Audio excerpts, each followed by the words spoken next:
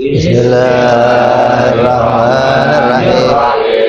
Nawaitu ta'alluma wa ta'lima wa tadhkura wa tadhkira wa naf'a wal intifa'a wal ibadata wal istifadata wal hizza ala tamasuki fi kitabillahi sunnati rasulillah sallallahu alaihi wasallam wa du'a ila al-huda wa dilalata ala al-khair ibtigha'a maradihi wa qurbihi wa thawabihi wa husnil khatimah wa al-fi wal afiyah wa salahil akibah. Bismillahirrahmanirrahim. Alhamdulillahirabbil alamin. Salatu wassalamu ala asyrafil anbiya'il mursalin wa ala alihi wa sahbihi ajma'in, amma ba'du. Fala musannifal kitab rahimahullah nafa'ana bihi wa bi ulumihi fid dharain. Allahumma aftah qulubana futuhal arifin wa bi hikmatika wansur alaina bi rahmatika ya arhamar rahimin.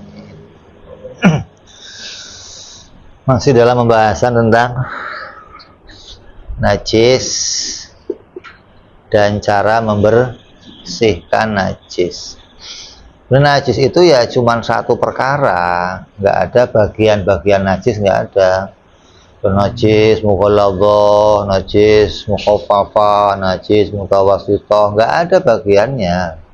Najis ya satu najis.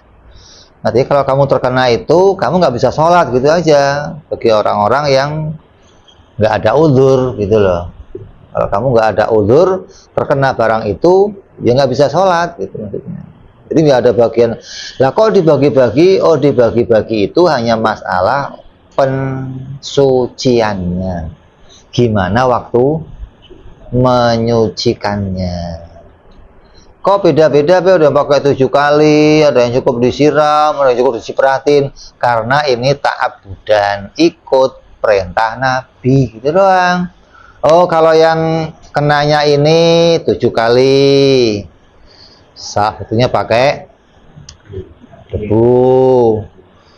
Kalau ini cukup dicipratin. Oh, kalau ini cukup disiram. Itu karena kita ta'abbud, ikut apa yang diperintahkan oleh Nabi untuk mensucikannya. Tapi kalau najis ya satu doang najis. Artinya kalau kamu terkena itu, kamu nggak bisa sholat gitu loh.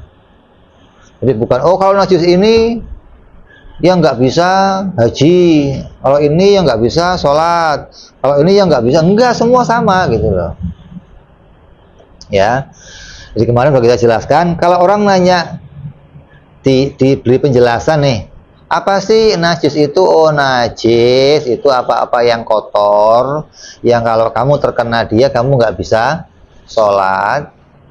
Dikasih penjelasan begitu, orang masih nanya contohnya apa gitu.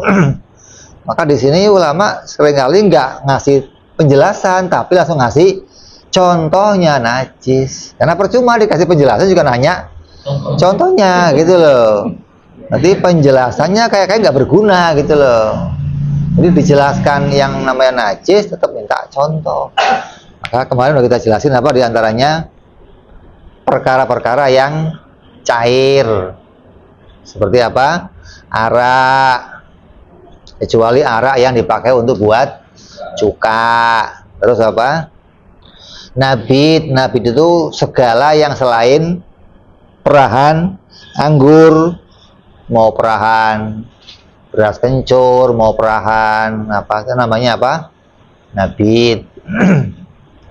Dan segala sesuatu apa yang memabukkan masuk dalam kategori apa? Nabit. Makanya dalam ulama itu ada memabukkan, ada menghilangkan rasa. Beda nih. Kalau kamu dibius, mau dioperasi, itu diapain tuh? Hilangkan rasa. Hah? Orang mau sunat diapain tuh? Itu pakai apa? Hah? Pakai sama barangnya itu juga gitu loh. Tapi fungsinya bukan memabukkan, hanya untuk menghilangkan rasa.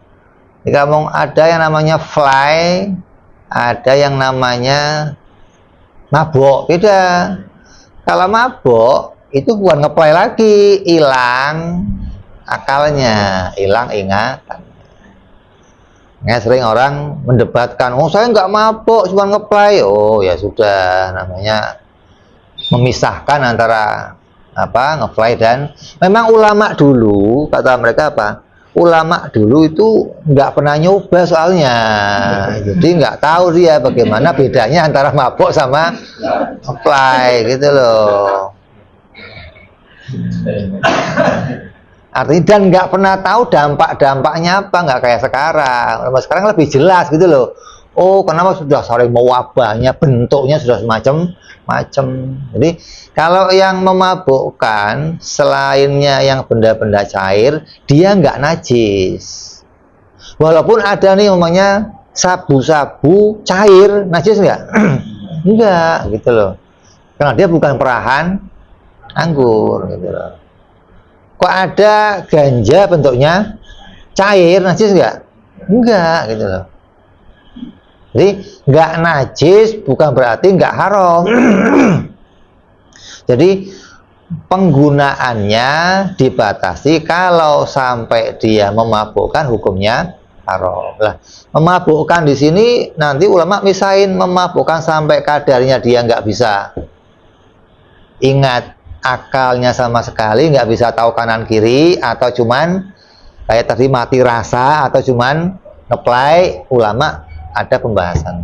Tapi kita membahas yang ini bahwa kalau ada benda yang memabukkan tapi bukan dari anggur, walaupun dia cair, hukumnya enggak najis. Bukan cerita haram enggaknya enggak, bicaranya itu najis atau enggak gitu. Jadi ada sekarang kan sabu cair, ada yang bentuknya diisep rokok, apa itu, vape, ada kan? Nah, tetap hukumnya enggak najis. Terus anjing, terus babi, dan apa-apa yang terlahir dari keduanya. Terus bangkai, kecuali bangkai apa? Manusia, ikan, dan belalang. Bangkai itu berarti semuanya isinya bangkai, ya tulangnya, ya kulitnya, ya gadingnya. Kalau ada orang kok pakai pipa dari apa? Gading, ya najis gitu loh. Atau gadingnya kamu pajang di rumah, kamu beli gading, najis, haram, karena sudah bangkai, nggak boleh dijual belikan. Barang yang haram nggak boleh jual beli. Makanya sekarang diakalin, kalau pakai pipa ujungnya pakai apa?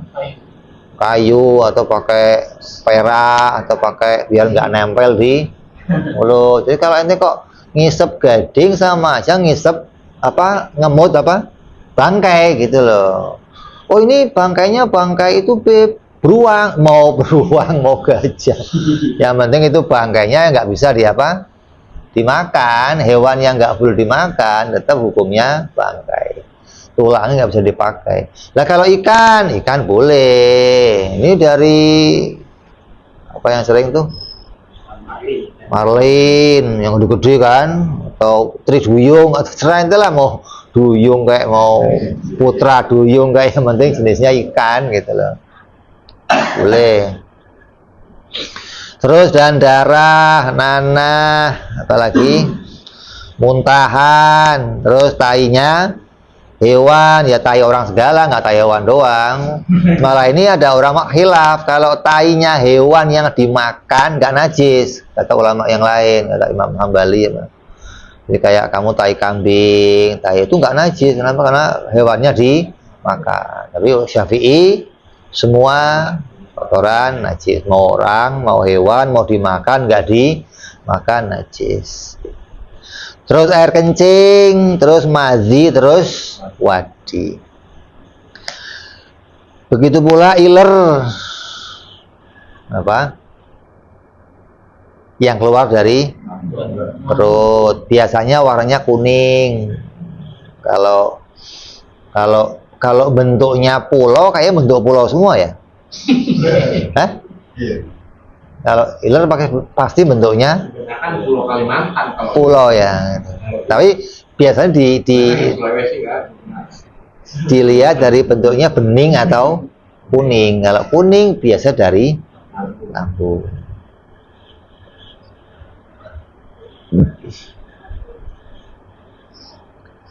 Terus maninya anjing, maninya babi, dan keturunannya semuanya najis.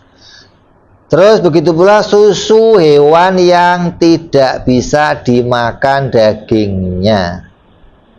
Hukumnya apa? Najis.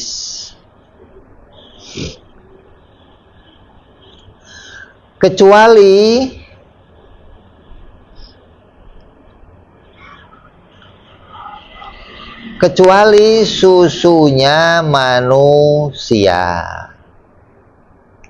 Nah, susunya hewan yang bisa dimakan, ini nggak najis susunya.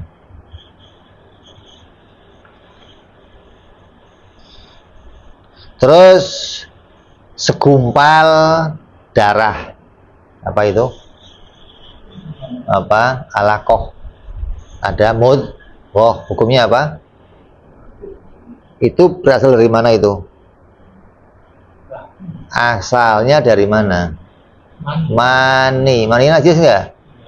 Maka ada itunya, alakohnya pun nggak najis. Mudghahnya juga nggak najis. Kalau itu najis, kamu juga najis, gitu loh. Jadi karena maninya manusia nggak najis, maka apa? Segumpal darahnya yang terbentuk dari mani juga nggak najis, segumpal dagingnya juga nggak najis.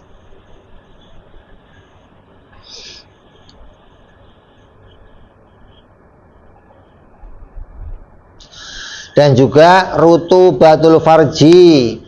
Rutubatul farji itu keringat yang ada di khub. Kamu tahu khub nggak? Nggak tahu. Keringat yang ada di farjinya perempuan, keringat ya, itu pembahasan dalam haid nanti ada. Kalau dia cuman keringat, bukan madhi, bukan wadi, itu suci gitu loh. Karena ada perempuan yang suka dikipasin, keringetan maksudnya, itu keringatnya. Itu keringatnya hukumnya suci gitu.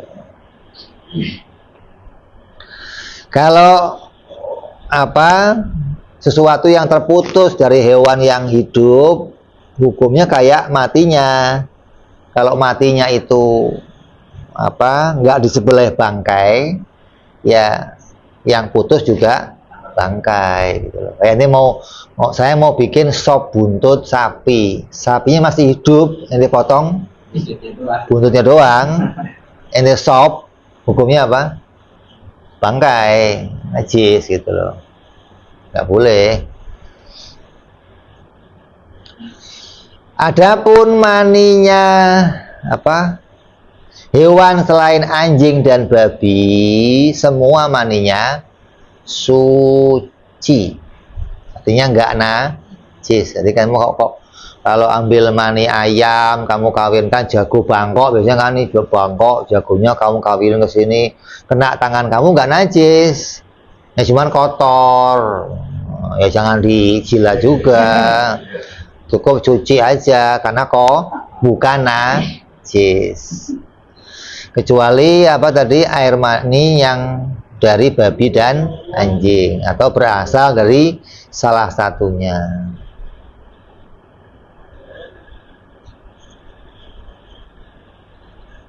Terus kalau susunya hewan yang nggak boleh dipotong, atau hewan yang nggak boleh dimakan dagingnya, susunya apa? Susunya hewan yang nggak boleh dimakan, hukumnya apa? Najis. Kalau maninya nggak najis. Semua mani berarti ya najis. Kecuali mani anjing dan mani babi. Kan adapun mani selain apa? Selain anjing dan, maka hukumnya apa? suci. Kalau susunya najis.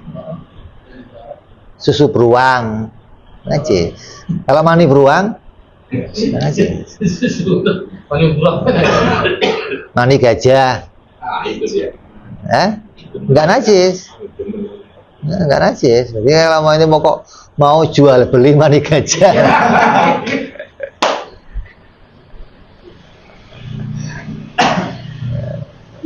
Itu dasarnya enggak najis gitu. Jadi ada perbedaan tuh antara susunya dan dagingnya nggak boleh dimakan. Susunya nggak boleh dimakan. Tapi maninya suci gitu maksudnya, nggak termasuk najis. Ini perbedaan antara ini. Terus sekarang udah jelas tentang macam-macamnya barang-barang yang najis. Terus kita mau bicara tentang cara mensucikannya. Cara mensucikannya, idza tanajjasa syai'un, apabila sesuatu terkena najis, namanya apa? Mutanajis. Kalau barang najis nggak bisa disuciin. Ente mau mensucikan bangkai nih, ya nggak bisa. Ada tai, kencing mau ente sucikan, ya nggak bisa. Tapi yang mau disucikan barang yang terkena najis tadi gitu loh. Terkena susunya beruang namanya. Gimana cara mensucikannya? Terkena maninya anjing, terkena ilernya anjing, gimana cara mensucikannya? Itu yang mau dibahas. Jadi kalau ada sesuatu terkena najis, sesuatu itu apa-apa saja, walaupun benda yang padat atau benda yang cair, ataupun bendanya itu sesuatu yang bisa berubah jadi debu atau bisa berubah jadi abu ketika dia tadinya keras terus pecah hilang. Selama dia kemudian terkena najis, maka dia menjadi mutanajis. Dengan apa? Bimulaqati, dengan dia bertemunya. Bertemu dengan apa? Yang pertama, bertemu dengan benar-benar najis. Di antaranya apa?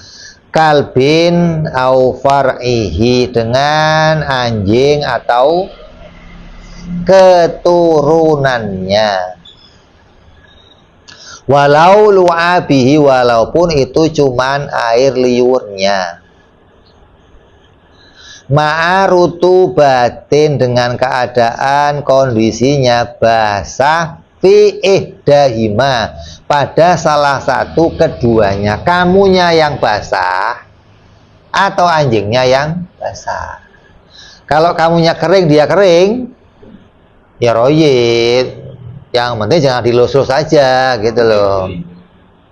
Kalau kamu kering, dia kering, ya sudah, nggak ada masalah. Tapi kalau kamu basah, dianya kering, masalah. Kamu kering, dianya basah, masalah. Jadi salah satu keduanya itu basah, maka dia menjadi najis. Padahal hadisnya itu, kalau seseorang hadisnya isinya apa? Kata Nabi apa? Tahuru ina'in ahadikum idza walagha fihil kalbu ayaghsilahu sab'a marratin ihdahunna bil badha. Ada mengatakan ulahunna bil badha. Kalau ada benda suci, benda suci itu apa? Sucinya wadah. Wadah itu kalau ulama Wahabi ya wadah, gelas, piring. Kalau baju, oh bukan wadah, nggak ada hadisnya, gitu loh. Nah, Syafi'iyah mengatakan semuanya, apapun juga, mau baju, mau wadah, mau tangan kamu, mau mulut kamu orang yang makan pernah ini makan B2, makan jaing, RW apa RW?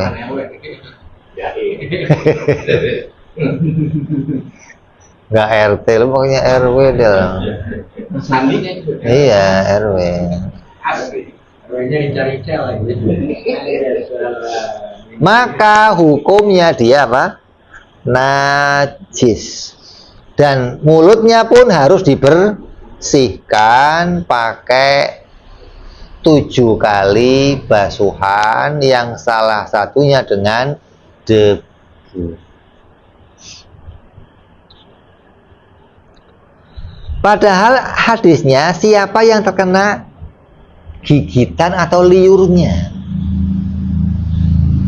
Tapi Imam Syafi'i mengatakan kamu kena badannya, kena kakinya, kena maninya, tetap hukumnya kok bisa gitu loh.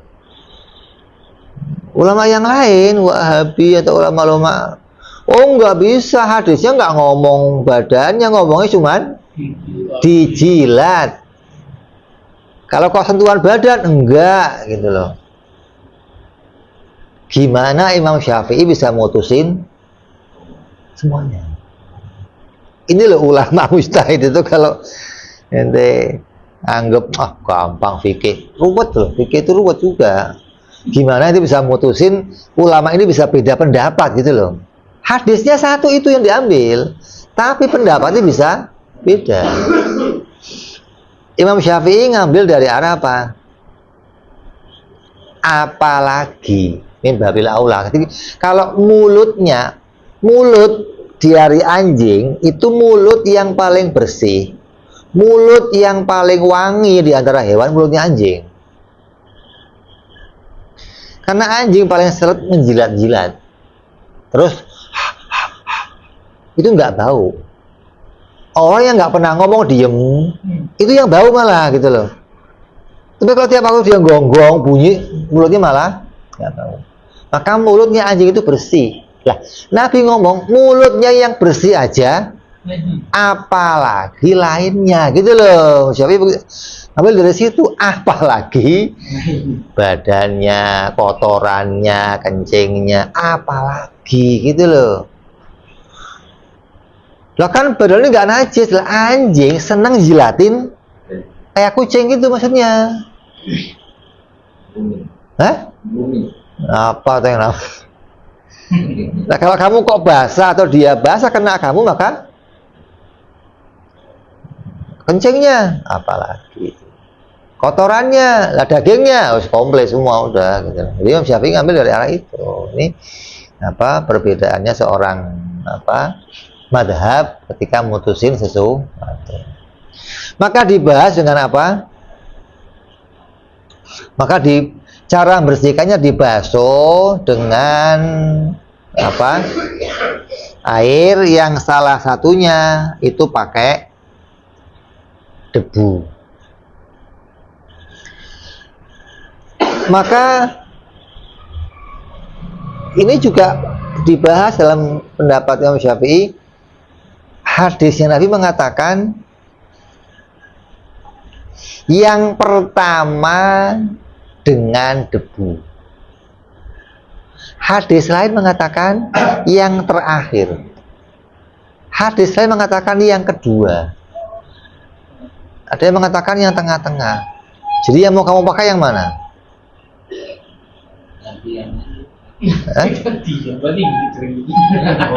Rajin banget dikit anjing. Enggak maksudnya gantian apa namanya bersih pakai debu air. Bikin ilmu sendiri. Bikin baru lah. Ini namanya madhab Yosef nanti. Ulama yang lain mutusin, oh nggak bisa karena hadisnya yang pertama. Oh karena hadisnya yang terakhir akhir. Jadi ketika dia ngambil satu hadis meninggalkan hadis yang lain. Yang Syafi'i enggak. Imam Syafi'i apa? Itu semua yang kamu bahas ada yang di awal, di tengah, di akhir. Berarti di salah satunya pakai tanah atau debu. Jadi kamu boleh milih yang mana saja. aja Imam Syafi'i itu. Kalau menyalahkan Cerdas. Tetap semua hadis dipakai tanpa dibuang salah satunya. Jadi mengatakan kamu boleh milih salah satunya. Lah, yang terbaik di awal, gitu loh. Jangan sampai di akhir. Kotor. Iya kan, kalau di akhir kamu perlu nyiram lagi, namanya nggak 7 kali 8 kali jadinya, gitu loh.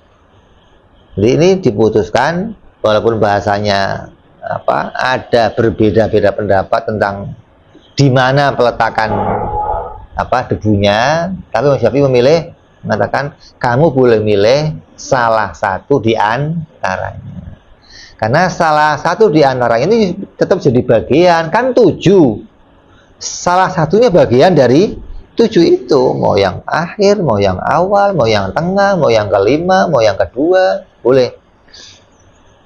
Jadi basuhan pertama pakai debu, yang pakai airnya 6 loh. Ya, gitu ya. Basuhan. Iya. Nanti dibahas debunya itu diapain.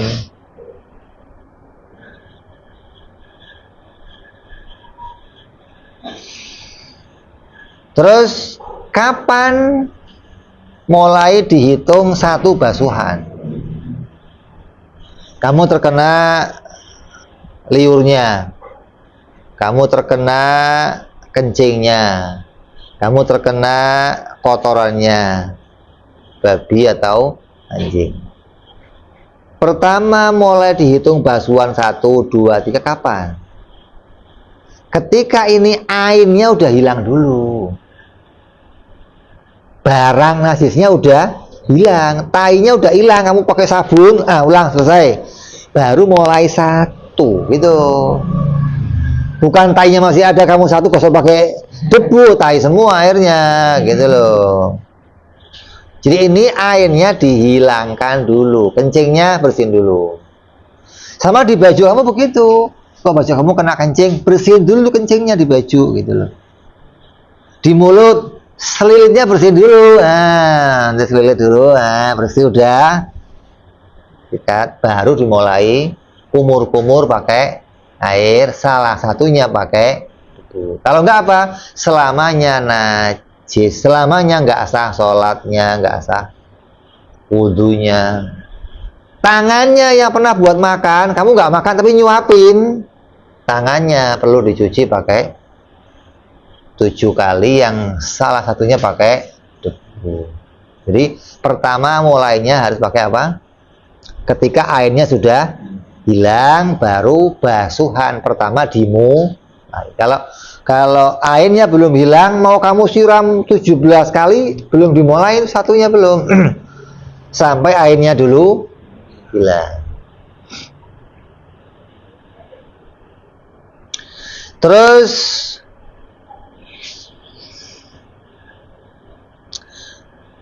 dicukupkan dengan 7 kali basuhan.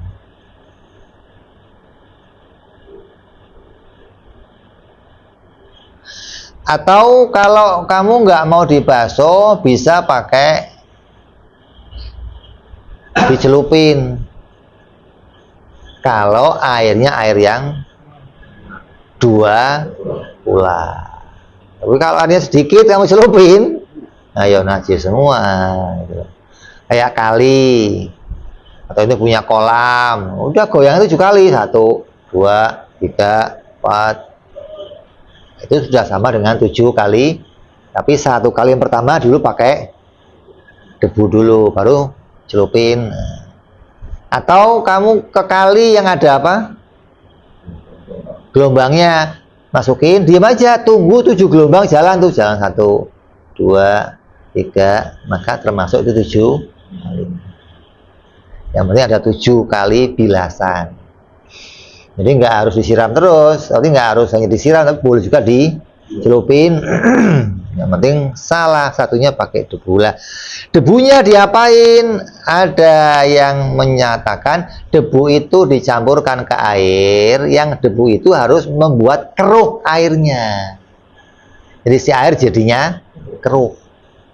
Atau debu itu ketika kaki kamu basah, dibuang airnya, debunya dicipratkan atau ditempelkan ke kaki kamu kayak pendapat kamu kemarin tuh. Tapi kemarin itu kan pakai digali bagian apa? Dalam tanah. Ambil tanah terus ya apa? Harus ada debunya, bukan tanah liat, bukan.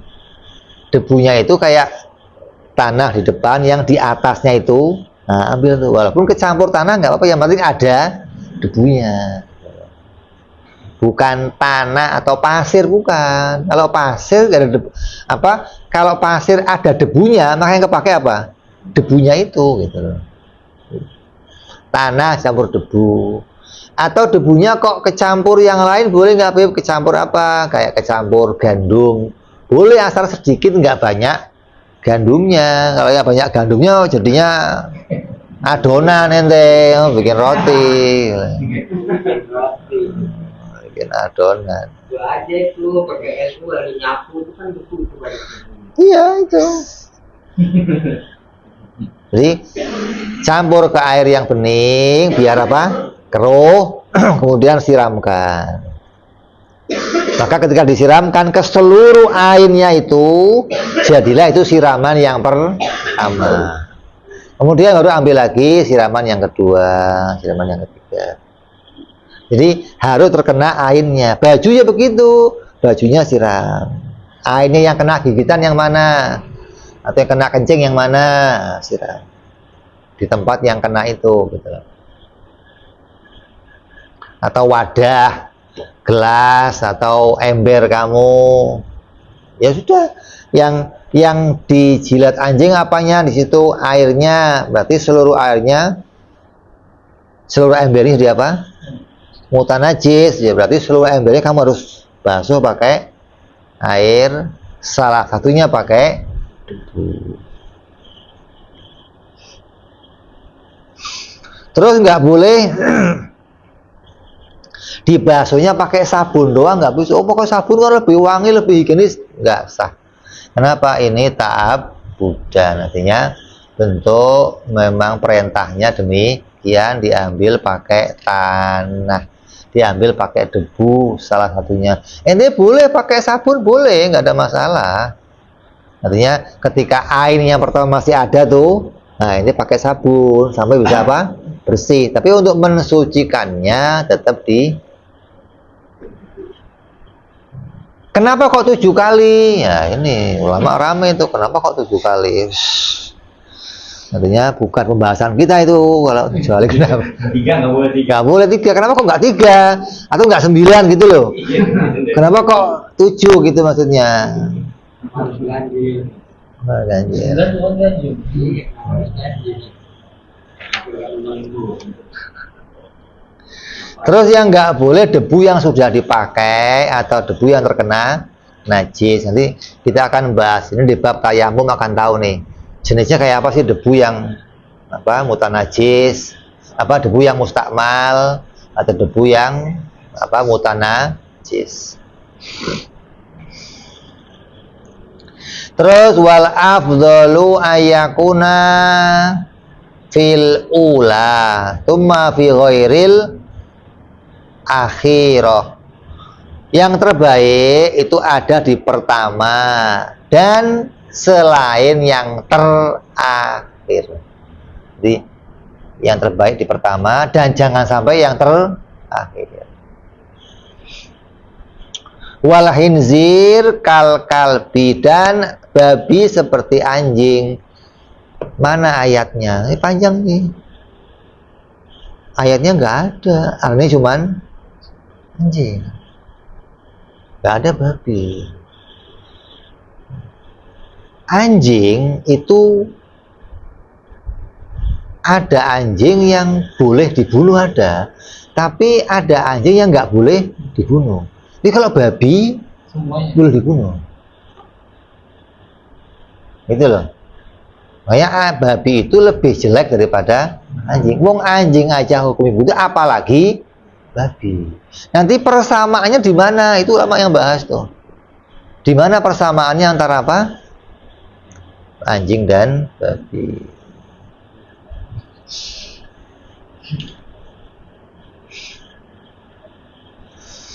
Terus wama tanah jasa bibauli sobi lam yat'am. Dan yang kedua, najis yang rupanya terkena kencing anak laki-laki yang belum makan sesuatu illa labani, kecuali susu emaknya.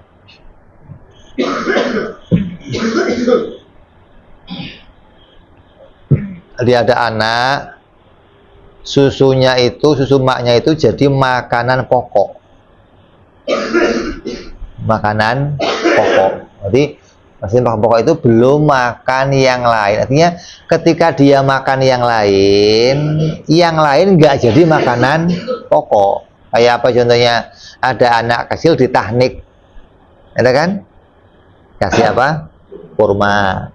Itu nggak termasuk. Oh, sudah makan kurma? Enggak, gitu loh. Karena tahnik itu nggak jadi makanan pokok, hanya selingan. Atau anak kecil makan biskuit, itu nggak bermasalah, tetap termasuk anak yang belum makan apa-apa, gitu loh. Karena makanan pokoknya belum tergantikan dari susu maknya, gitu maksudnya. Jadi kalau dia nangis kemudian ditetein maknya sampai kenyang, dia diem, berarti makanan pokoknya masih susu, gitu loh.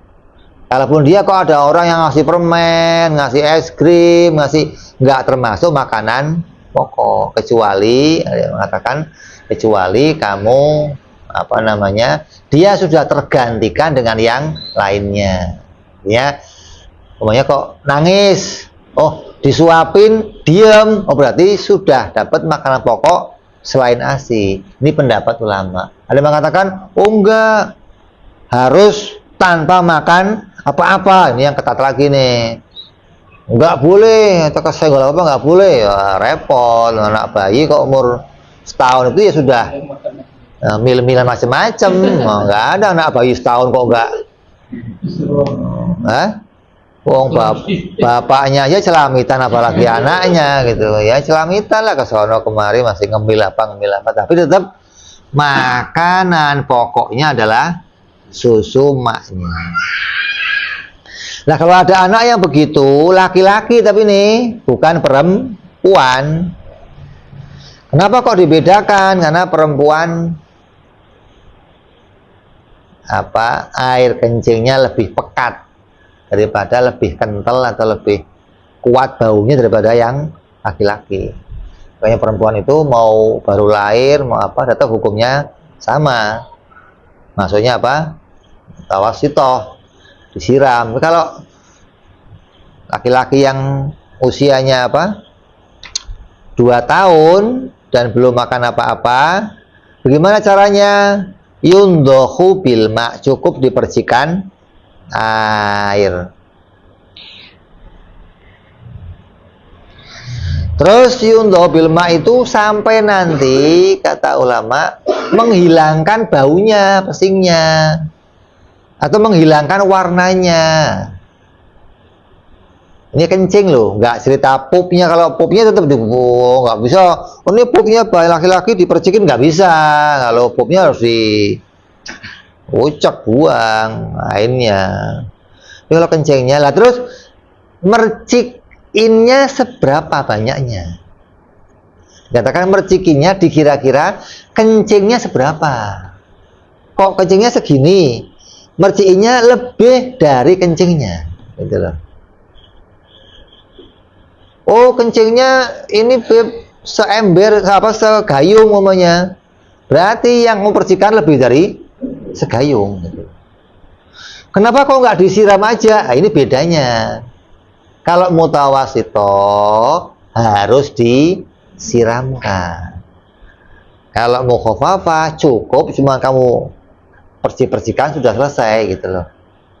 Walaupun airnya yang penting lebih banyak dari jumlah kencingnya. Dan diperkirakan akan menghilangkan apa? Baunya, menghilangkan ainnya.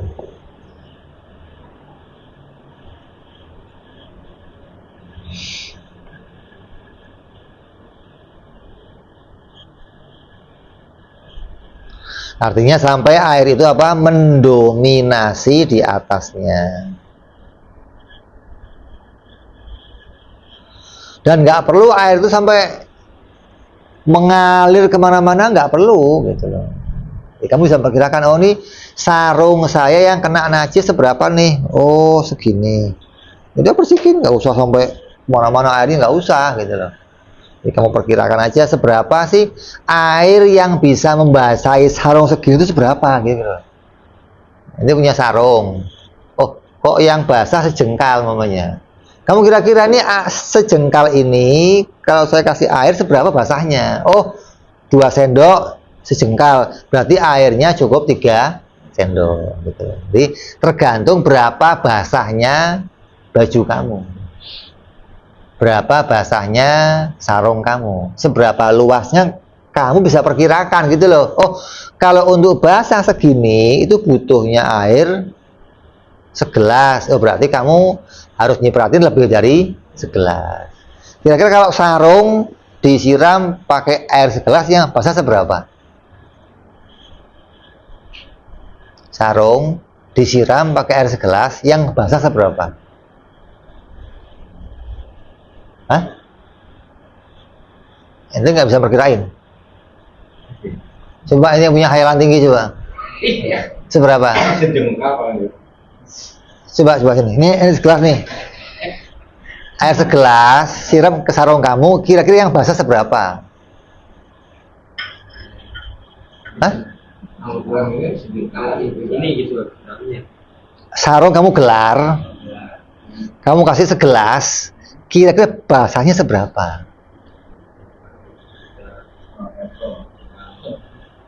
Hah? 10 cm. Apanya? Numpahinnya gitu. Iya. Itu bisa separuh sarung kalau segelas. Oh dia nyebar gitu ya. Lah iyalah. Segelas air kamu siram ke sarung, bisa separuh sarung basah. Gitu loh. Lah, ketika kamu gendong anak kamu, kok kemudian ngompol, basah, kamu kasih, kamu lihat yang basah seberapa, gitu loh. Terus kamu kira-kira kan ini kalau basah segini, butuhnya kemungkinan seberapa, gitu loh. Itu harus bisa ngira-ngira. Oh, ini kalau cuma segini doang, walaupun kencingnya banyak, tapi kan nggak semuanya ke baju kamu kan, yang lainnya dari atas ke bawah atau kemana gitu loh. Yang ke baju kamu itu seberapa, kamu perkirakan, terus kamu cipratin gitu loh. Oh ini mungkin kalau ini paling ya 2 sendok 3 sendok lah. Artinya kalau kamu tuangkan 2 sendok ya segitu basahnya, berarti kamu cukup ambil air setengah gelas, selesai gitu loh maksudnya. Jadi yang dimaksud airnya lebih banyak dari kencingnya. Kalau kencing bayi memang banyak, tapi kan nggak semuanya nempel ke situ gitu loh. Kadang pempesnya rembes, kadang pempesnya bocor, kadang lupa belum di pempesin. Kalau kamu mau tahu itu emaknya, kadang emaknya itu di muka segala kadang. Nah, laki-laki nih bukan perempuan, perempuan nggak di muka nggak ada, laki-laki kadang di muka emaknya nih. Waduh dia ke muka-muka emaknya ente. Enggaknya ini kurang ajar sama emak.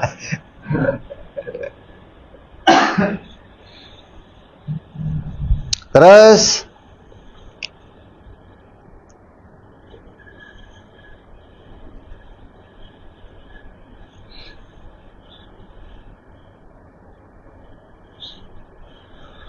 Wa ma yatanajjasa bi ghairi dzalik, dan apa-apa yang menjadi najis selain hal itu, berarti selain anjing babi dan keturunannya dan juga kencingnya anak laki-laki yang belum makan sesuatu umur 2 tahun, maka semuanya harus disiram.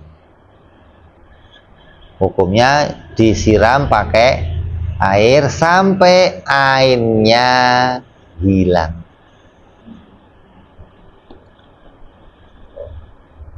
Fa in kana ainiyatan, apabila dijumpai ada airnya najis, kan kadang najis kamu terkena kencingnya anak, terkena itu airnya udah hilang bisa gitu loh. Kayak kencingnya kemarin sudah nggak ada airnya, udah nggak bau loh. Ini kena kencing nggak ya? Tapi kamu ingat ini kemarin dikencingi gitu loh. Tapi airnya udah nggak ada, itu gampang, cukup siram sekali selesai.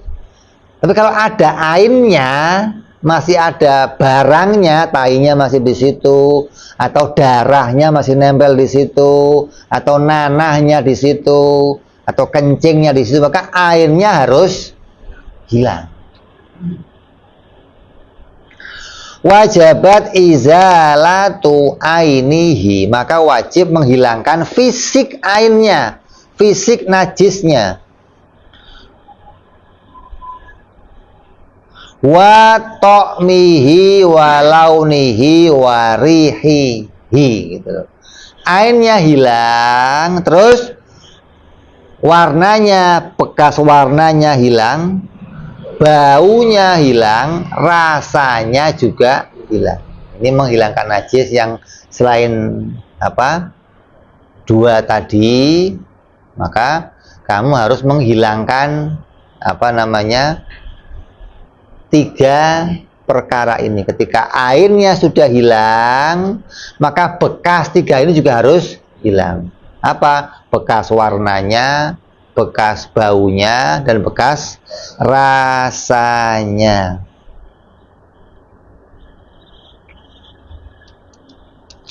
Maka sabun terkadang nggak membantu. Atau ente ini ada najisnya kena kencing tadi, ente celupin multo, baunya wangi, nggak bisa. Karena itu berarti baunya kencing kalah sama multo gitu doang. Dia belum betul-betul menghilangkan najisnya. Jadi kalau multonya sudah hilang, kemudian baunya sudah nggak ada, berarti sudah suci.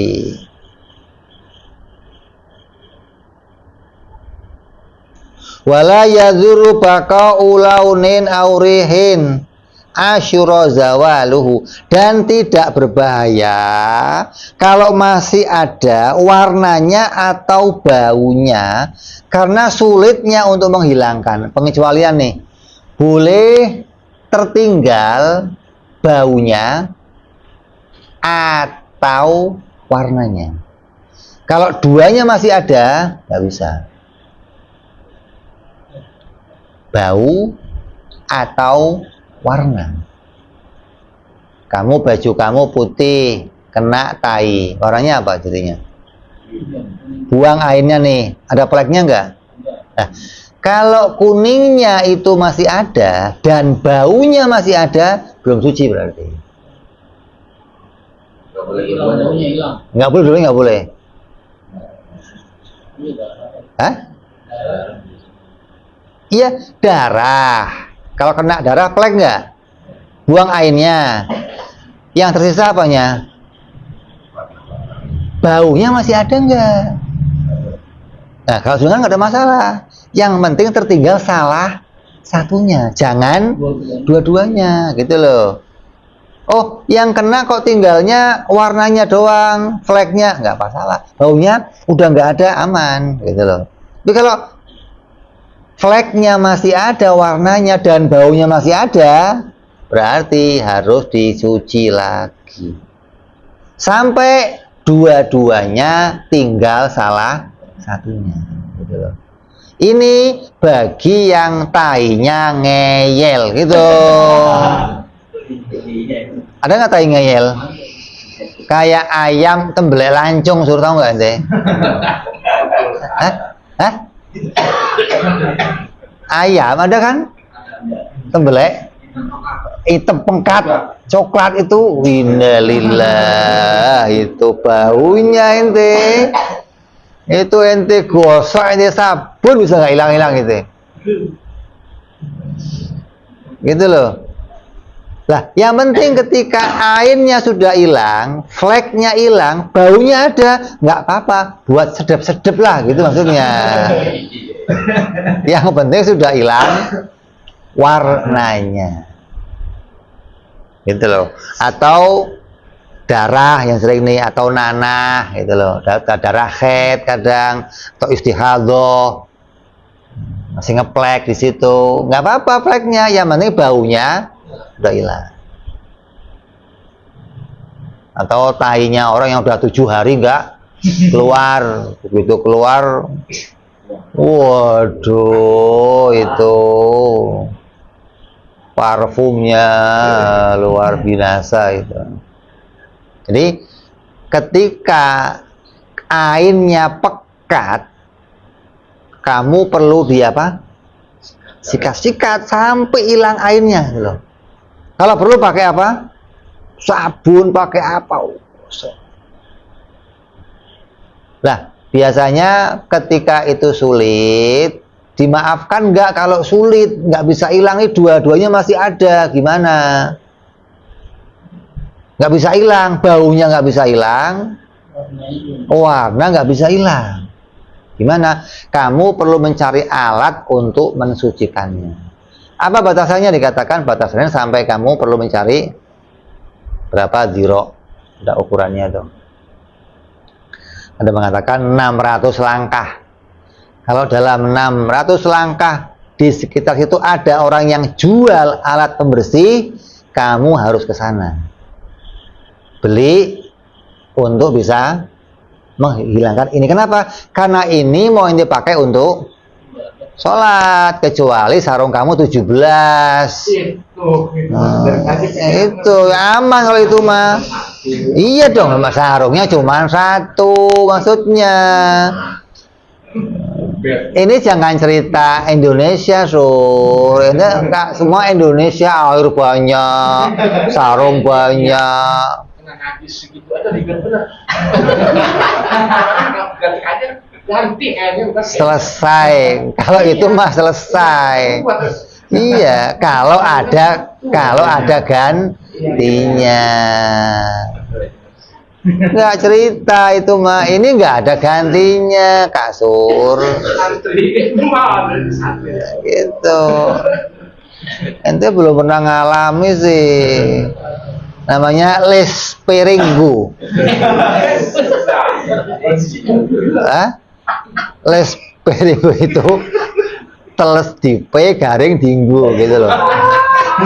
Kalau basah dijemur, kering dipakai, itu doang satu, ditungguin garingnya kapan. Asal basah, kalau kotor dicuci, kering pakai itu lagi gitu. Itu cepat jadi santri begitu. Iya.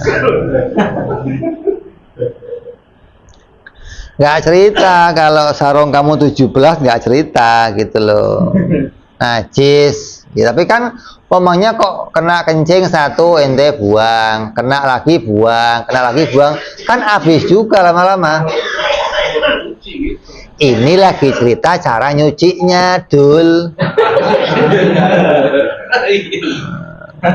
Cara nyucinya kalau dua ini nggak bisa hilang, nggak dimaafkan untuk dipakai lagi, kecuali memang tainya ngeyel gitu loh. Dan ketika tainya ngeyel, kamu punya syarat apa? Harus nyari sesuatu yang bisa menghilangkannya. Oh, ada nih yang bisa menghilangkan, ada yang jual rinso umpamanya, tapi jaraknya di Bekasi, ya nggak usah. Terus gimana? Sarung ini, walaupun keadaannya begitu, kamu dimaafkan, boleh kamu pakai sampai kamu nanti dapat untuk bisa bersihinnya. Jadi itu dimaafkan karena darurat gitu loh. Ketika nanti ada alat yang bisa untuk dipakai untuk bersihin, ya kamu cuci ulang sampai dia bersih. Jadi harus hilang salah satunya atau dua-duanya hilang, tinggal rasanya. Lah tahu rasanya bagaimana? Kalau cicipin, biasanya orang yang bisa nyicipin itu rasanya kayak gusi. Gusi kamu berdarah nih, masih ada darahnya nggak ya? Itu berasa gitu loh. Kamu bisa ngerasain ada sisa darah atau enggak. Nah, seperti itulah rasanya gitu loh. Nah, ini harus nyicipin, ini di sini masih ada rasa yang seperti itu atau enggak. Kalau masih ada, itunya hilang, baunya hilang, warnanya, rasanya hilang, nggak apa-apa. Tinggal satu.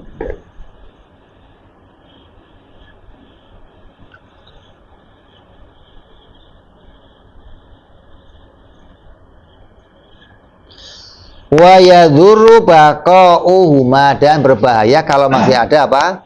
Dua-duanya. Awit ta'mi wahda, atau masih ada tapi cuman rasanya. Kalau yang lain gampang dihilangkan sebenarnya, kadang sulit menghilangkan rasa itu jarang. Artinya kalau sudah airnya hilang, biasanya rasa juga hilang. Gitu. Kalau ini kok masih ada rasanya, aneh gitu loh. Itu ngeyelnya luar biasa kalau itu mau udah kok rasanya masih sampai ada, itu super ngeyel kalau itu mah. Hah? Baunya. Iya. Yang penting warnanya udah hilang. Terus baunya tersisa nggak apa-apa, rasanya hilang, baunya rasanya juga hilang, warnanya juga hilang. Wa in lam yakun lin najasata ainun, kalau najisnya itu nggak ada ainnya, najis hukmi namanya, maka cukup apa? Kafa jar'ul ma alaihi, maka cukup dengan jar'ul ma alaihi, disiram air yang mengalir, selesai. Lah kalau ini ada airnya sedikit, mau saya pakai ngilangin najis gimana? Yang penting jangan barangnya najisnya mendatangi air. Harus airnya mendatangi si najis. Wa yustaratu wurudul ma'il qalil, dan disyaratkan datangnya air yang sedikit, mendatangkan air yang sedikit. Terus mau bahas wal husalah. Husalah itu apa? Husalah itu air bekas cucian. Air bekas cucian hukumnya apa? Kayak ini kain, ada najisnya di sini, terus kamu siram dia, karena air sedikit kamu siram. Tetesannya itu namanya husalah bekas gitu loh, air bekas cucian. Hukumnya apa? Hukumnya tohir ghairul mutahhir, suci tapi nggak mensucikan. Namanya apa? Mustakmal, air yang bekas. Karena yang namanya mustakmal itu apa? Bekas wudhu dan bekas mensucikan najis. Ini disebut mustakmal kalau dia sudah netes. Kalau dia masih merembet di kainnya, hukumnya apa?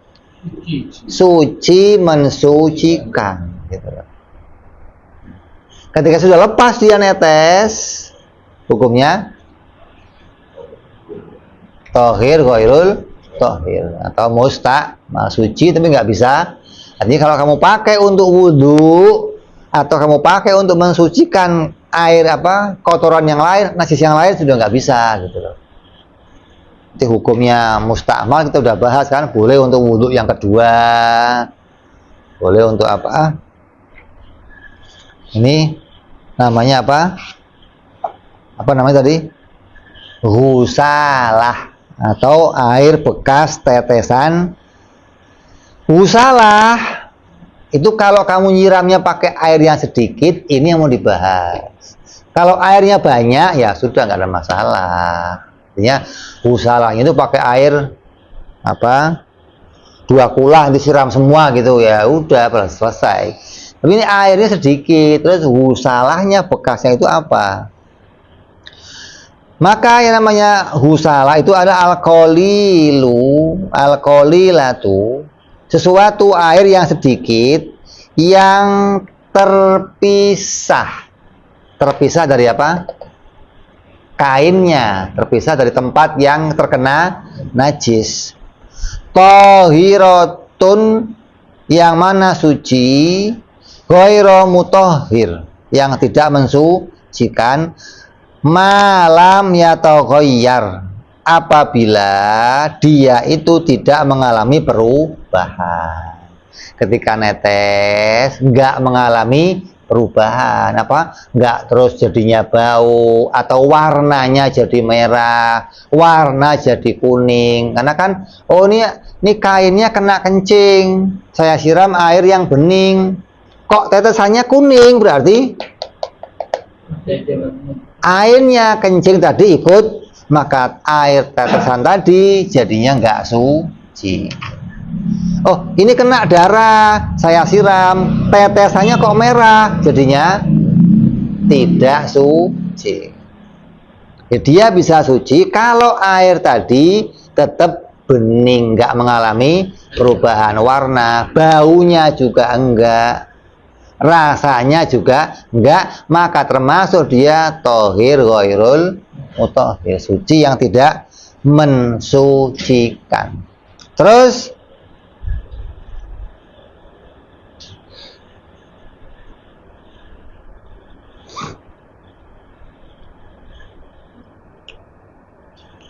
dan timbangannya nggak bertambah. Timbangannya, maknanya apa? Kalau air yang kamu masukin segelas atau segayung nih, ini kamu punya baju atau kaos, siram. Kira-kira dengan dia membasahi kaos ini, yang mungkin netes seberapa?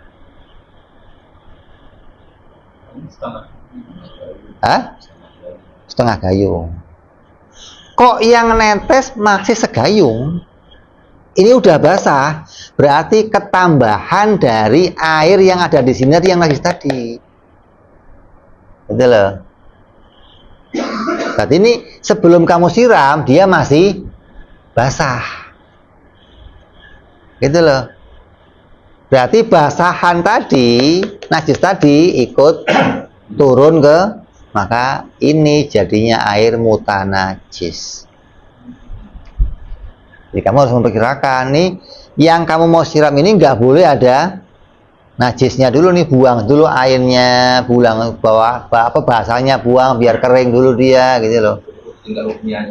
Tinggal hukmiyahnya kalau bisa, gitu loh. Hingga ketika nyiram mudah untuk disucikan. Kalau nggak hukmiyah, setidaknya airnya sudah hilang, gitu loh. Ketika disiram, Indonesia kan banyak air, nggak usah padangin, buang aja.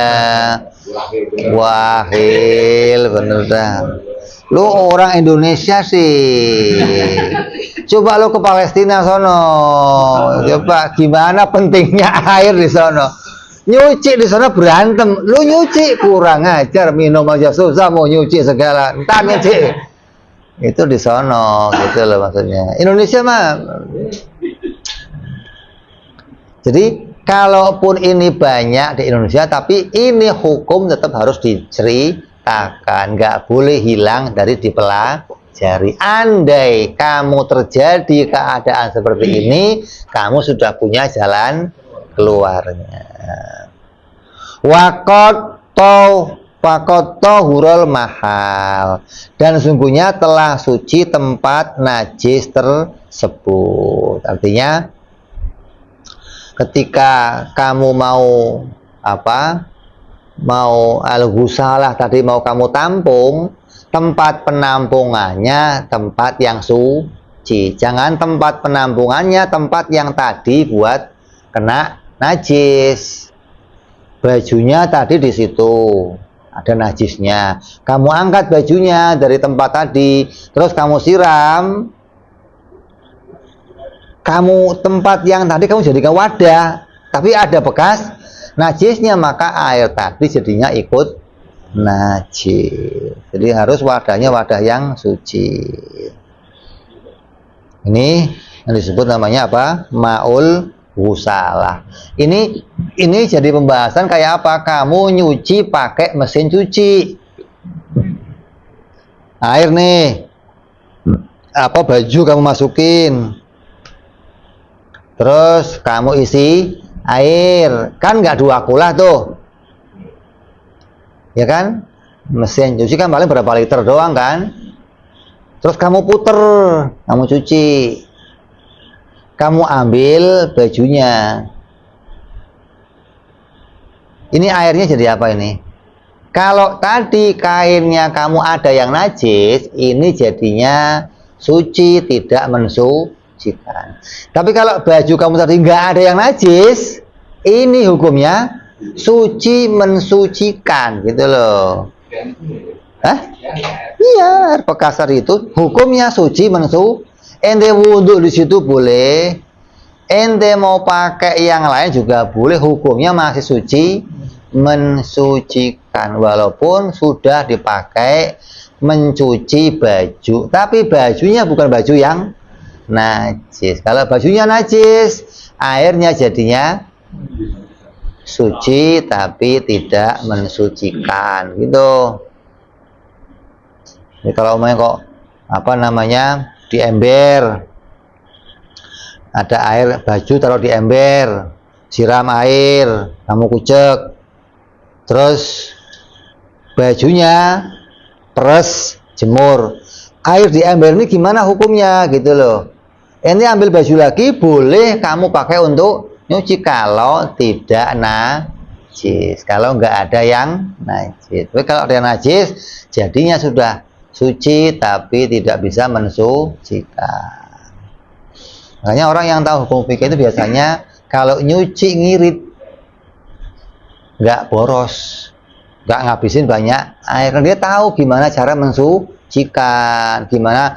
Oh, air itu cukup, yang penting kerendam, nggak harus berlimpah ngalir, enggak, yang penting kerendam sama air, hukumnya sudah suci, gitu loh.